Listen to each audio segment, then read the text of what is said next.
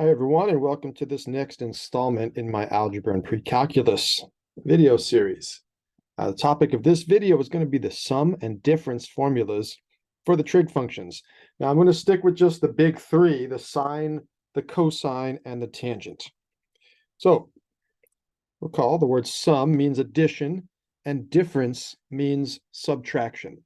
So we're going to be looking at a formula, or establishing a formula, and using a formula for say rather than the sine of alpha plus beta, or cosine of, let's say, alpha minus beta. We don't have to use alpha and beta, it's just the variables I chose first. We could use x and y, tangent of x plus y, theta and gamma, whatever variables or letters you want to use. But we're going to be looking at this, evaluating a trig function of either the sum or difference of two angles. The sum or difference of two angles. This comes up all the time in real life. There's no limit to the number of examples I could give. The one I'm going to give here, think about a musical instrument.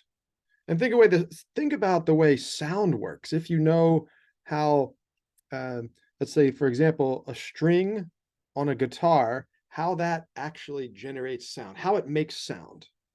Well, you've got this string. Well, a guitar is more than one string. There's actually six, but here's one of the strings on the guitar. And as this thing vibrates, right, this is vibrating. You pluck the string and it starts vibrating. And what happens is the air around it goes out, comes back, goes out, comes back, goes out, comes back. It pulses very, very fast. So the moving string is actually moving the air around it. And by moving the air around it, changing the pressure, it's creating these sound waves, right? These oscillations in pressure cause oscillations in sound, right? And this is why if you pluck a guitar string in outer space, it doesn't make any sound because there's no air. And to make sound, the string has to move the air around it. Now, the guitar has six strings, not one. So if you hit all six strings, if you strum the guitar and you hit all six strings, well, now you have six strings moving. 1, 2, 3, 4, 5, 6, and they're all vibrating. And they're vibrating at different frequencies because they're all different sizes. Like, so each one's vibrating. Right? The thinner ones are vibrating faster, the thicker ones are vibrating slower, and they're each generating these sound waves, right? Different frequencies. And what you hear is the sum. You take the sound waves, which we could model with the sine function coming from the first string, and then the function coming from the second string, and so on.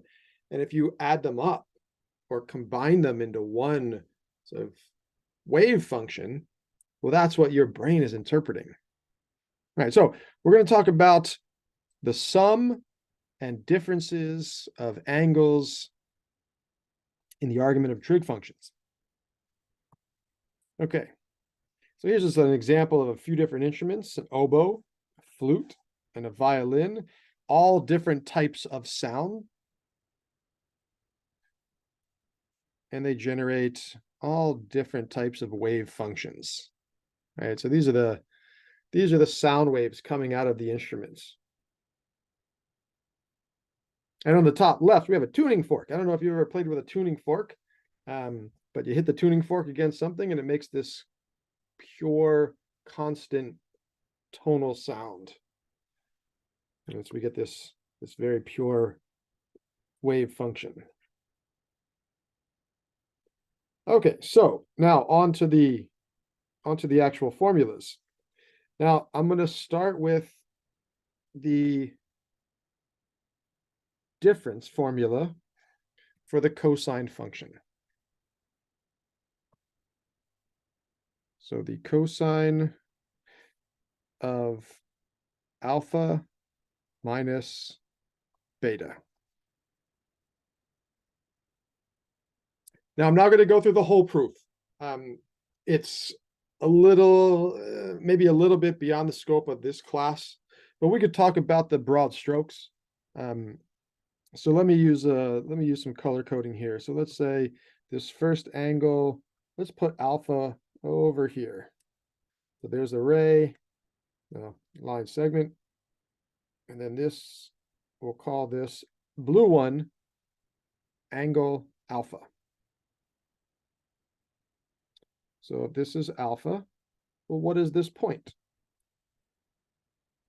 Well, by definition, that's the cosine of alpha, comma, the sine of alpha. Right? Cosine is the x value, sine is the y value.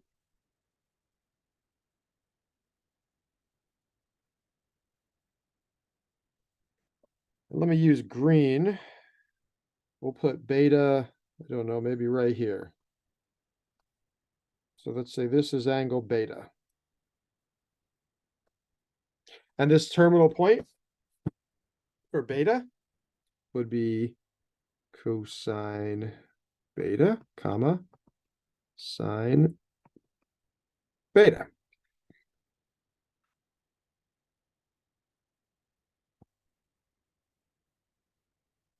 And one thing we need for this proof is the distance formula. We need to know the distance between these 2 points.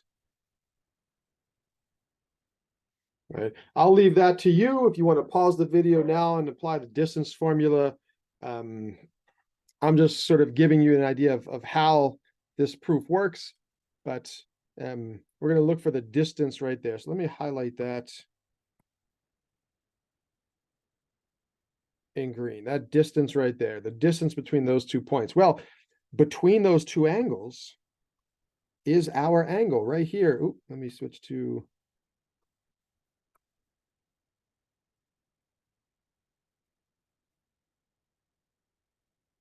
actually, let's use red.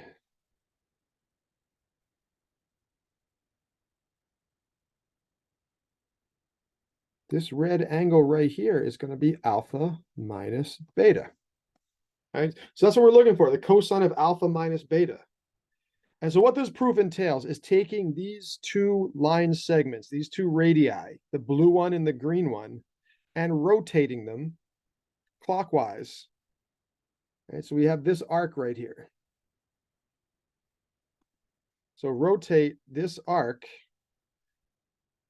along the circle until it's sitting with 1 point at 1, 0. Here's 1, 0 over here.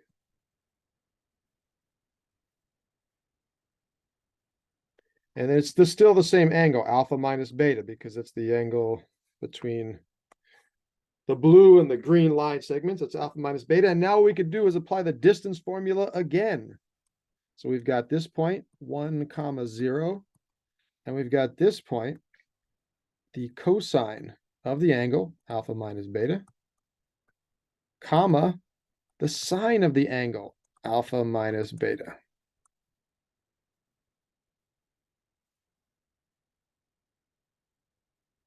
And so we can look at the distance between those 2 points.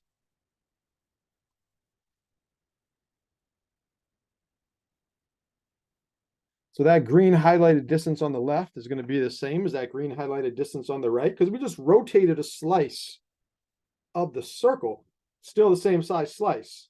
So it's still the same angle and the same arc and the same distance. So if we apply the distance formula,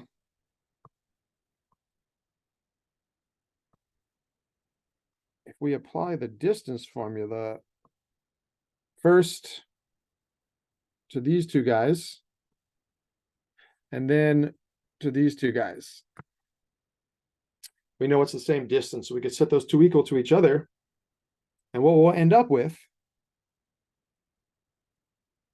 is the cosine of alpha minus beta. There's going to be some simplifying and canceling and a little bit of algebra. We're going to get cosine alpha minus beta is equal to cosine of alpha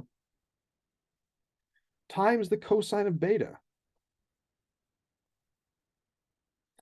plus the sine of alpha times the sine of beta. So this is a result of some definitions and the distance formula applied a couple of times, a little bit of algebra, and we end up with this formula.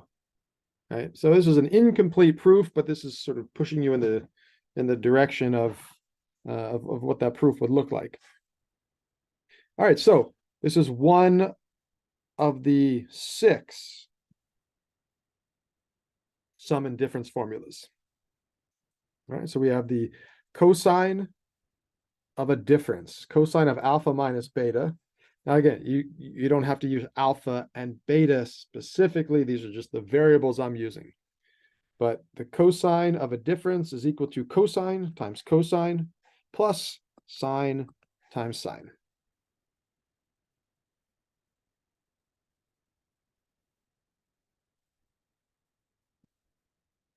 Now, to get the rest of the formulas, we just make a small tweak, a small change. So I guess the first one we could do is say, replace beta with negative beta. All right, whatever angle beta is, just replace it with the negative of that angle. So right here, this becomes a negative beta. And this becomes a negative beta. And this becomes a negative beta. So we get cosine of alpha minus a negative beta.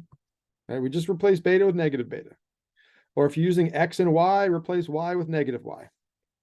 Is equal to cosine of alpha times cosine of negative beta plus the sine of alpha times the sine of negative beta. Now, a few things to observe here. Right here, first, 2 negatives make a positive. So that's cosine of alpha plus beta.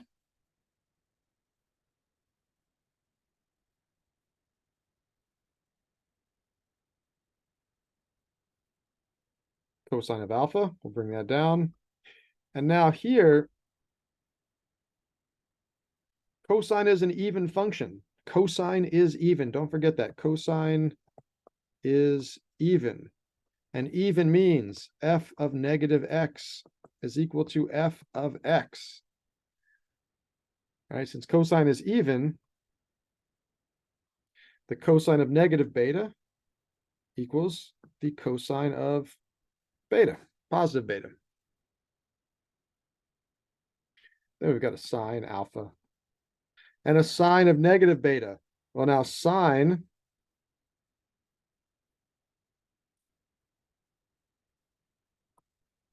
the sine function is odd.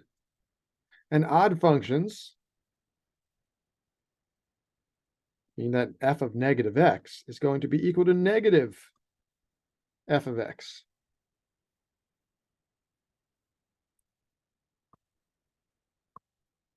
So sine of negative beta is the same as negative sine of beta, right? Because sine is an odd function.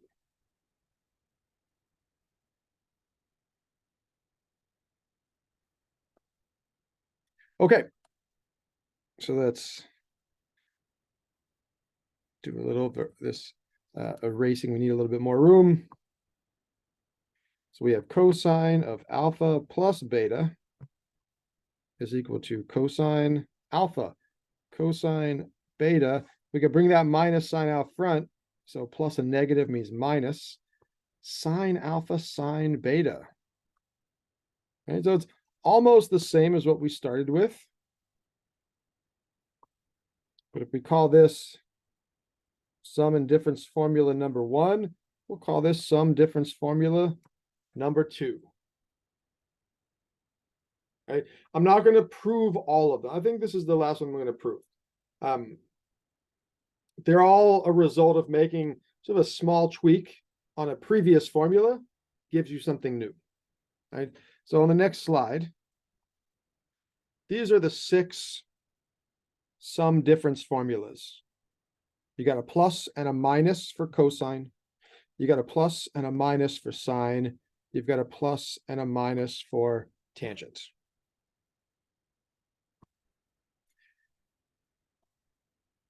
So this is the first one we discussed. Right, you could prove this using the distance formula on the unit circle.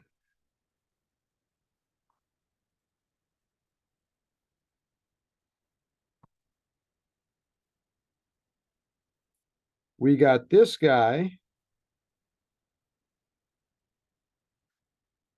by replacing beta with negative beta. If we want to prove this one, we can do the same thing. Replace beta with something. Instead, we're not going to replace beta with negative beta. We'll replace beta with, let's see, we could use beta plus pi over 2.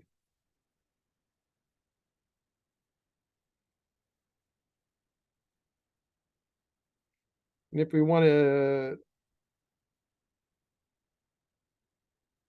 see where these tangent equations are coming from, well, the tangent is equal to the sine over the cosine. So tangent of alpha minus beta is going to be the sine of alpha minus beta divided by the cosine of alpha minus beta. Right, then apply the two formulas, one formula for the sine, one formula for the cosine, and then we'll have to do some simplifying. There's going to be one little algebraic trick we're going to need to apply. We're going to divide everything in that quotient by, I think, cosine alpha, cosine beta, and we'll eventually get these tangent formulas. So for the rest of this video, we're going to be using these 6 formulas. We're going to be using the 6 formulas. There's nothing significant about the one I have highlighted. That's just the first one I talked about. But we have 2 formulas for the cosine, 2 for the sine, and 2 for the tangent. You might be thinking, well, when might we need to use one of these formulas? Well, think about your unit circle. There are some angles. There's actually 17 angles we put on our unit circle that allow us to evaluate trig functions and get exact answers. And those are all the terminal points associated with angles that are either a multiple of 30 degrees or pi over 6, or a multiple of pi over 4 or 45 degrees. So if I said, what is the cosine of 15 degrees? What is the cosine of 15 degrees? You would say, okay, let me check my unit circle. Oh, wait, no, there's nothing on my unit circle about 15 degrees. There's a 0, and then there's a 30. There's nothing in between. Well, now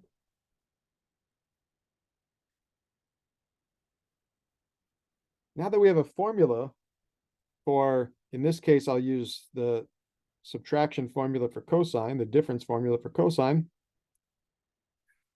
We could take the 15 degrees.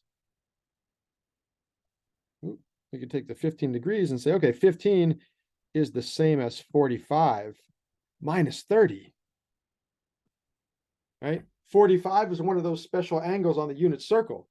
30 is also one of those special angles on the unit circle. So I could use one of these formulas to find the cosine of 15 degrees, or the sine of 15 degrees, or the tangent of 15 degrees, and also some other angles in there as well.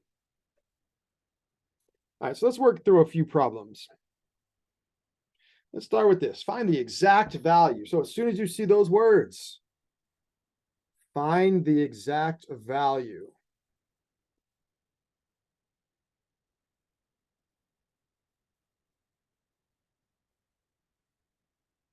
That means no calculators. Right? Calculators don't give you exact values. They give you decimals, and those decimals are rounded. The word round means change. So if you round a number, you change the number. So your answer is no longer exact. Okay, So find the exact value of cosine of 3 pi over 4 minus pi over 6. So what that amounts to is going over to our formulas over here and finding the one that looks like this. Cosine of something minus something. All right, well, I see that right here.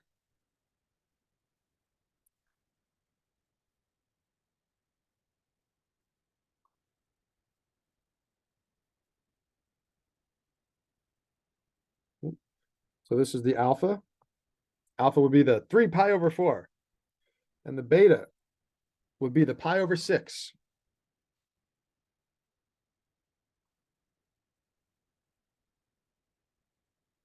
All right, so you've got cosine of alpha minus beta, or 3 pi over 4 minus pi over 6. Cosine of something minus something else is equal to cosine of the first times cosine of the second plus the sine of the first times the sine of the second.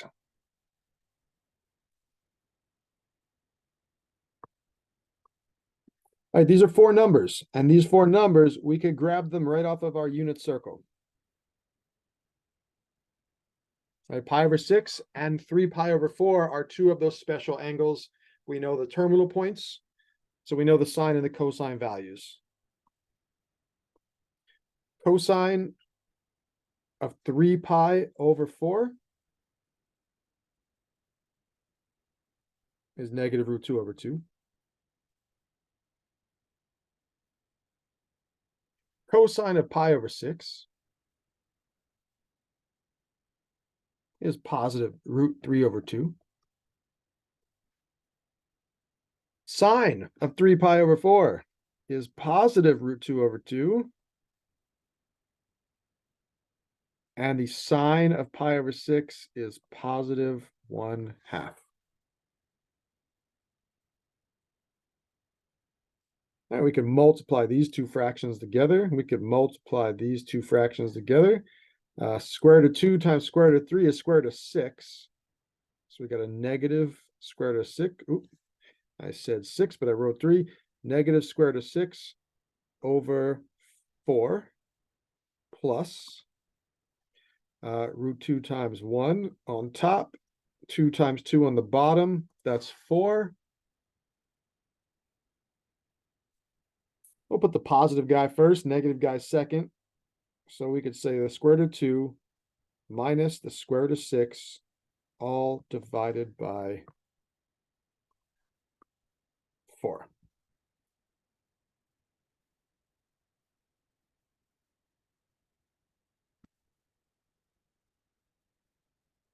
All right, so it amounts to sort of matching up your problem with the appropriate or the correct formula to use on our list of identities.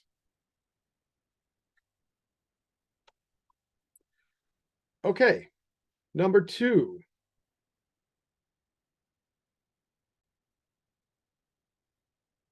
We've got find the exact value of the cosine of 50 times the cosine of 20 plus the sine of 50 times the sine of 20. All right, so we'll go over to the right. We'll look at our formulas, and we want to look for something that looks like this. Cosine of something times cosine of something plus sine of something times sine of something. And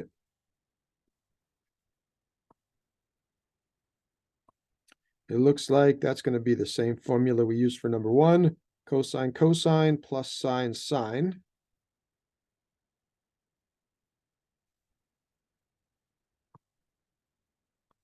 So when you've got one side of the equation, you could rewrite it as the other side.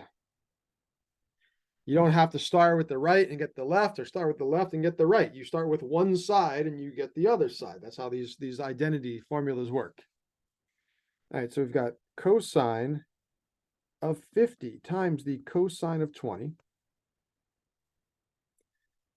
plus the sine of 50 times the sine of 20 is going to equal cosine of 50 minus 20.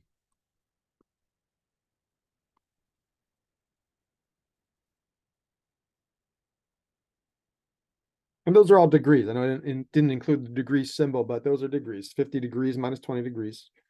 And 50 minus 20 is 30. So that's the cosine of 30 degrees. And the cosine of 30 degrees, or the x-coordinate of the terminal point, it's going to be square root of 3 divided by 2.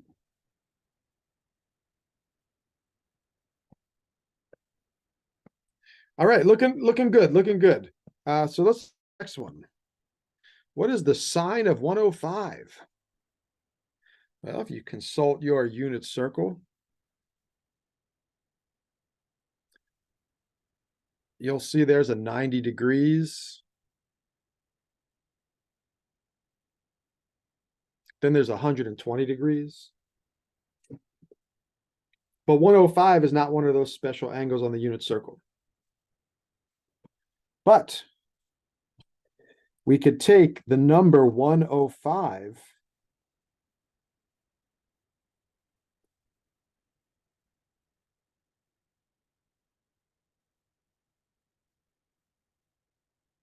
and write it as either the sum or difference of angles, of special angles, well, those 30s and 45s, those special angles that we are that we know the corresponding terminal points on the unit circle. Well, 105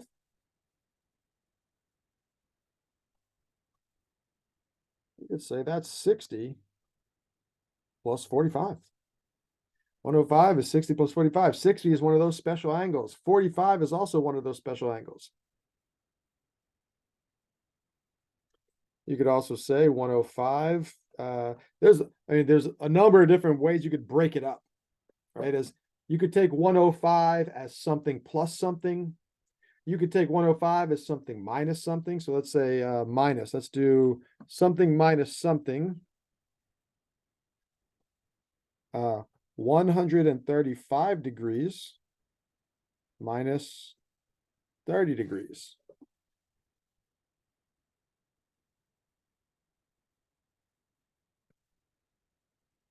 And so if we break it up, the 60 plus 45, we would use sine alpha plus beta and apply that formula.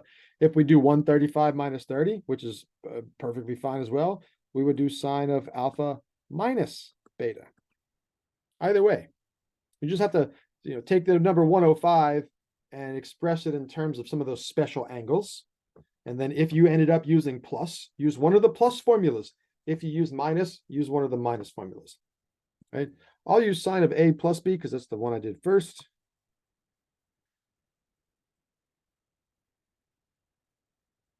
So I've got this sine of something plus something.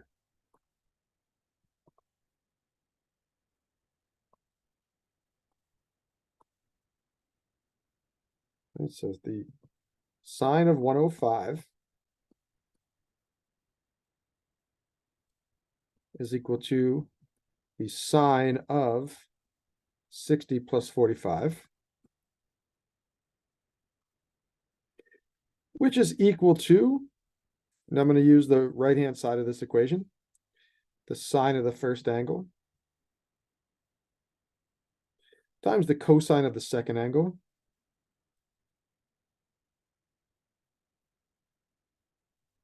plus the cosine of the first angle times the sine of the second angle.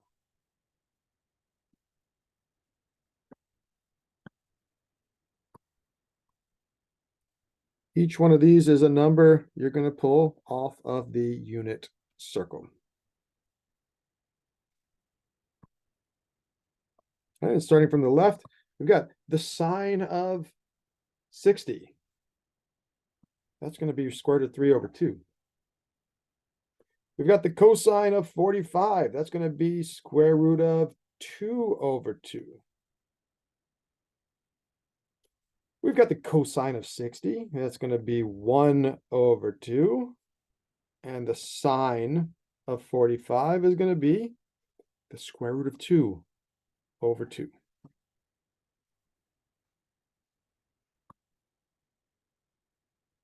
So if we multiply here, that's going to be the square root of 6 over 4. If we multiply here, that's going to be the square root of 2 over 4. Common denominator, we could combine that into one fraction. That's going to be the square root of 6 plus the square root of 2, all divided by 4.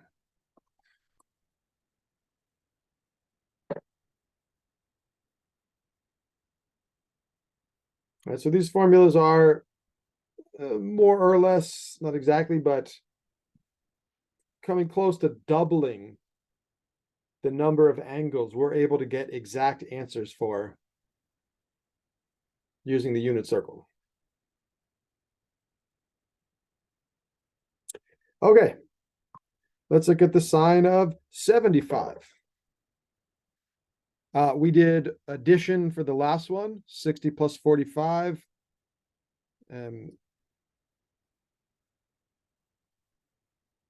We could approach this one the exact same way. 75 degrees is not one of those special angles on the unit circle.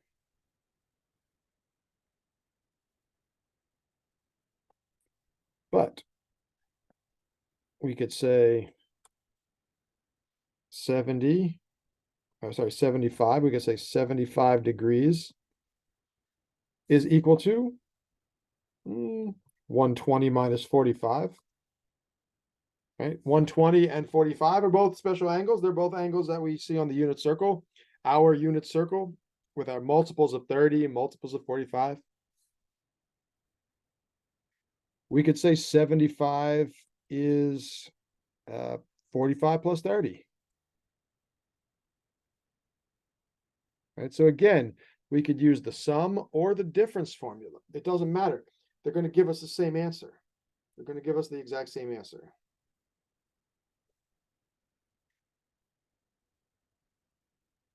I think it's always good to stick with quadrant 1 if you're able to. So I'll stick with 45 and 30. So the sine of 75 is equal to the sine of 45 plus 30. Again, this is degrees, even though I'm being a little bit lazy, not writing my degree symbols.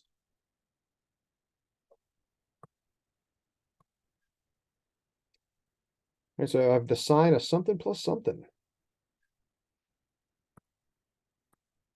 So if we use that formula, that's the sine of the first angle times the cosine of the second angle plus the cosine of the first angle times the sine of the second angle. Sine of 45. That is root 2 over 2. A lot of repetition here. Cosine of 30. That's going to be square root of 3 over 2. Cosine of 45 is root 2 over 2. And the sine of 30 is 1/2. Okay, so we got, again, looks like a square root of 6 over 4 plus the square root of 2 over 4, or the square root of 6 plus the square root of 2, all divided by 4.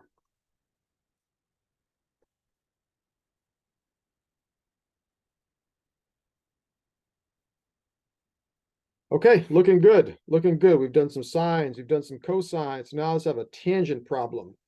I'm going to stop the video here. This is going to be part 1. Part 2 of this video, I'm going to pick up at number 5. So exactly where this one is leaving off. Problem 5. And I think there's one more problem after this. Verify the identity. All right, so 5 and 6 are going to be on the next video. All right, that's it for now. Hope this was helpful, and I'll see you in the next half.